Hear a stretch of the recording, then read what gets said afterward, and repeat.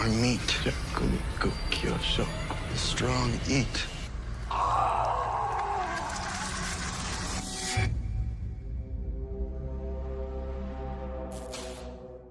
And here we are, guys, the finale to the Terror Infamy. Leave your comments below and tell me what you thought about this season entirely and this finale. Overall, I did like it. I like the fact that this episode here was a nice way to ending this season of the Terror.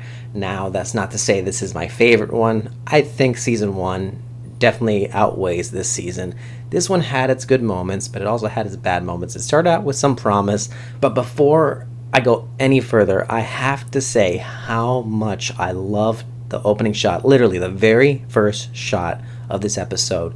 I was just in awe of how it looked. I literally thought it was a painting, but it was a shot, probably CGI, but it is a moment where George Takei's character is having a dream, but we come to find out it's actually a premonition, and it has to do with Hiroshima.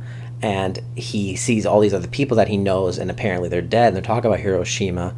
He wakes up from the dream and finds out the bombing of Hiroshima had just occurred, and this leads into the end of the war between the Americans and the Japanese.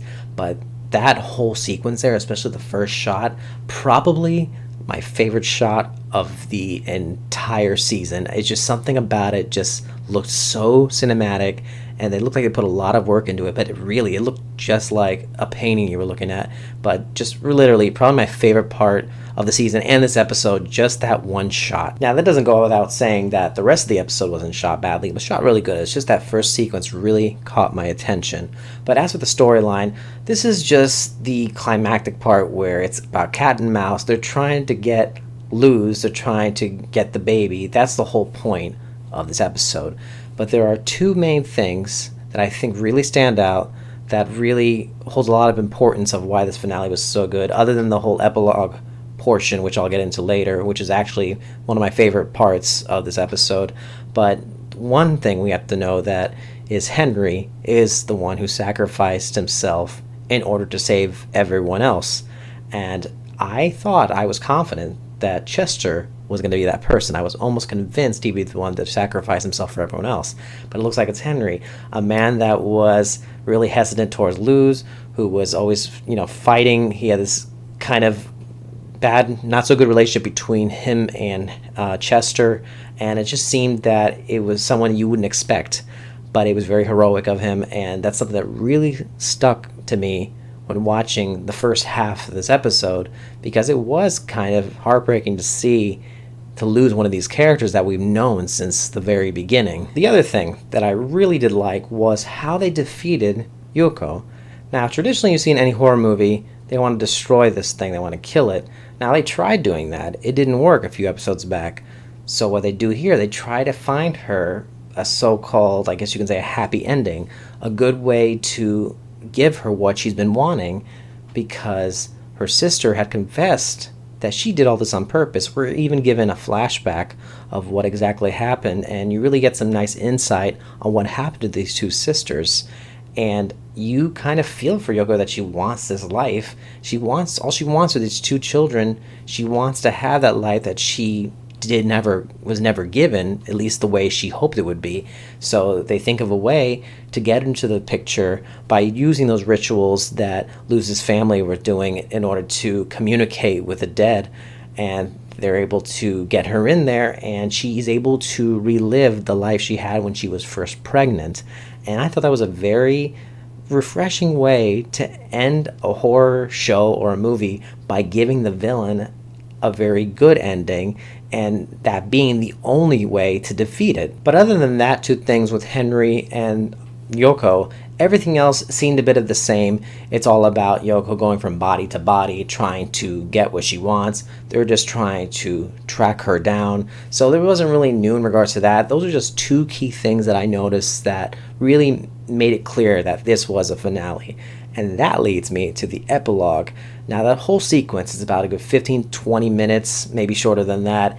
It's giving you what happened to these characters after the whole events with Yoko. And I really enjoy this because I kind of think of this, maybe in a weird way, I'm comparing it to Avengers Endgame, where you went through 11 years with these movies. And it brings you to this climactic moment.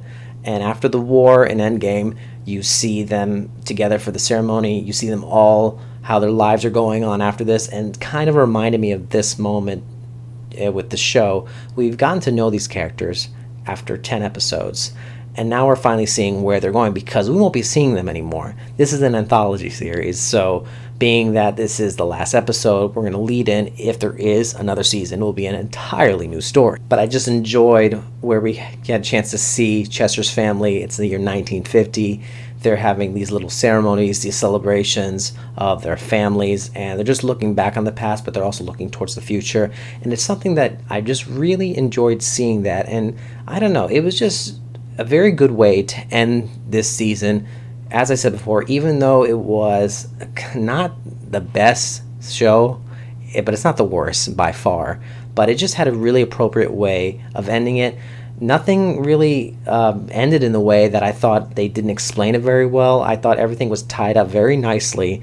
Just a way to really close the story, knowing that this is the end for Chester and Luz, but with a good ending. So looking back on this entire season, I have to say, if you haven't watched this show yet, or you do plan on seeing it on any of the streaming services that it may come up on, you haven't seen any of these reviews, or you haven't seen mine, I just have to say I recommend it to people that like that horror element in a show, but they like to have that human element as well. And this show, first season, I see that a lot, and this one too, but first season is a lot stronger. They have both elements side by side, really explaining what it's like in a horror type of show, but still having human characters facing human situations. And they just do a good job with it both seasons. Now, in regards to the future of the show, there are rumors going around that a season 3 may possibly happen, and there are rumors of what ideas they may go forth with, being it's a new story. And one of the ideas they said may revolve around Luz's families, not exactly her family, but the whole concept of black magic, how they're able to communicate through the photographs. And there were many other ideas too I didn't have a chance to read, but that was one that really came to mind because we had a little glimpse of that in this season. So that's interesting if the show gets renewed. As of now, it has not been. But thank you everyone so much for watching. Hope you enjoyed my review on this show. Stay tuned this week for American Horror Story episode 5 I'll be reviewing. And this Sunday we have premiering on HBO Watchmen, another show that I'm so excited to start talking about. So guys, don't forget to subscribe to hear more from me regarding movies and more, where anything is possible.